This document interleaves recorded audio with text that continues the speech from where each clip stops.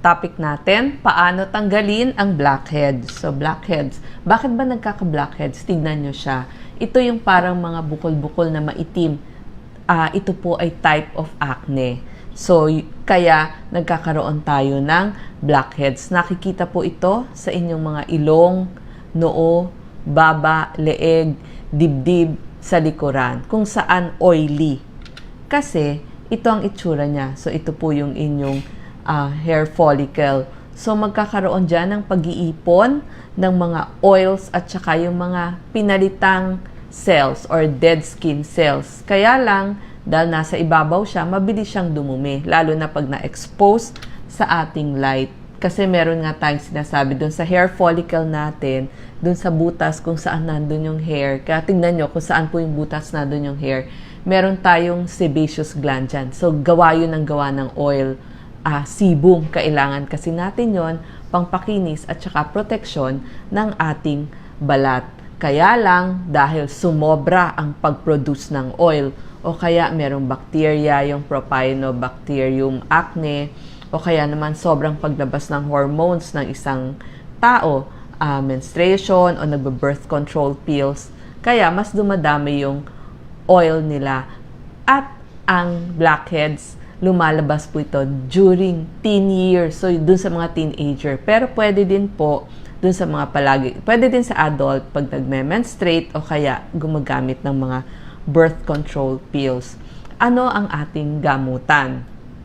Meron pong mga gamutan na hindi naman kailangan ng reseta. Katulad ng cleanser. I-cleanse nyo ang inyong balat using salicylic acid. So, punta po tayo sa Watsons. Marami pong brands dyan sa Watsons or kaya doon sa ating Mercury drugstore, sa ating mga butika.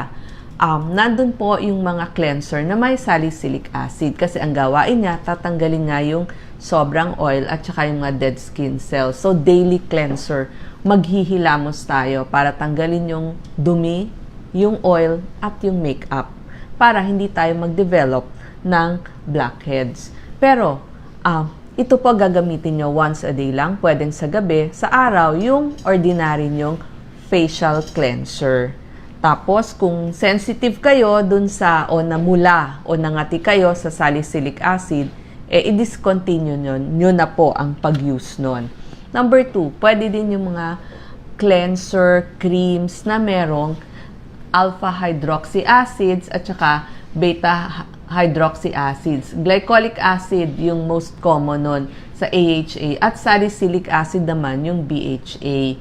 So, gagamitin nyo po to dun sa inyong lugar na merong blackheads. Pwede po siyang gels or cream kasi gaganda po yung appearance ng wrinkle tsaka yung age pass. Pero at the same time, lalambot po at makiklean yung inyong balat. So, ginagamit din siya sa mga peels, sa mga superficial peels. Over-the-counter din ito. Meron din mga over-the-counter na retinoids. Tanong nyo na lamang po. Kaya lang ito, pag sobrang dry ang inyong skin, hindi po tayo pwedeng gumamit ng retinoids. Siguraduhin nyo na ang ginagamit yung mga produkto para sa inyong balat, pati makeup, ay non-comedogenic, hindi magkakos ng acne. Kasi yun nga yung problema natin. Huwag ho tayong matutulog ng hindi naghilamos. So, mga twice a day po ang paghihilamos, isa sa pagising or pagligo ninyo, tapos bago matulog, tatanggalin ang inyong makeup para hindi mag-clog o mabarahan ang inyong mga pores. Pag talagang nasubok nyo na yung mga salicylic natin, pwede rin po yung benzoyl peroxide, gel or wash. Kaya lang ang side effect noon dry skin. So, nagamit yun na yung salicylic acid, nag-try na rin kayong benzoyl peroxide, retinoids. Pwede po tayong pumunta sa ating dermatologist kasi meron silang mga binibigay tulad ng dermabrasion. Ito po parang sinasandpaper. Pero ang dermatologist nyo ang gagawa. Doktor sa balat. Yan po ang mga dermatologist. Microdermabrasion. Meron din silang pwedeng ibigay na pills para magpalit yung inyong balat. O kaya naman meron silang mga laser skin resurfacing. Medyo may kamahalan lang ito. Laser light para mabawasan yung mga oils dun sa sebaceous gland nyo. Meron ding mga microneedling. So, sila na po yung magpapaliwanag. May kamahalan lang po. Paano ba natin mapiprevent ang blackheads natin, lalo na sa mga teenagers?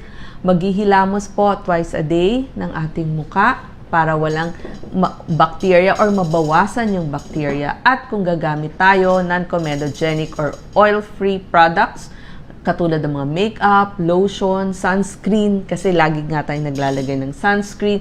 Huwag hong hahawakan ang inyong muka kapag madumi ang inyong kamay. Maglalagay po ng moisturizer lagi kung binibili niyan para sa magandang balat. Tapos, makeup, non-comedogenic din. At sa gabi, bago matulog, magre-remove ng makeup. Ano po yung mga huwag nating gagawin? Scrubs, bawal po talagang sobrang i-scrub ang ating face kasi manipis lang po ang balat sa ating face at wag ho tayo yung magma-manual extraction kasi ito po ay nakalaan lamang sa ating mga dermatologist. So sana po nakatulong tong ating mga tips para ma-prevent ang blackhead. Salamat!